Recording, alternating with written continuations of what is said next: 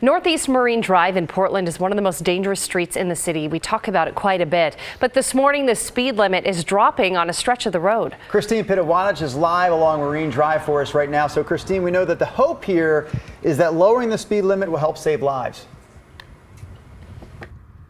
Good morning, Drew. Ashley, that is the hope. Since 2017, 6 people have died on this stretch of road. This is where the speed change is occurring. You can see across the street from where we are one of the new signs. It used to read 45 miles per hour, but now it's 40 miles per hour through here. The speed limit change affects Northeast Marine Drive between 33rd and 185th Drive.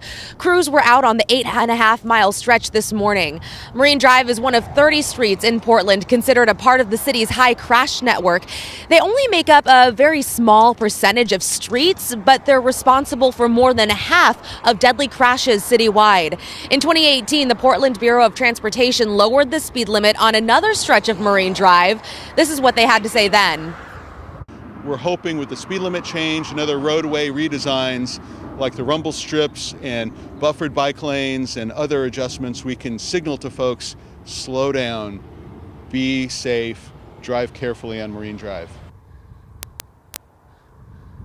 More safety improvements will come to different sections of Marine Drive starting this summer as well, including a new traffic signal, modifications to a pathway for people walking or biking, flashing beacons, and buffered bike lanes. Rumble strips are also planned. Back out here live, a heads up, for the next 2 weeks, speed cameras in the area will issue warnings to speeding drivers who may not know about the speed change. But come June 13th, if you're speeding through here, you will get a ticket. Back to you.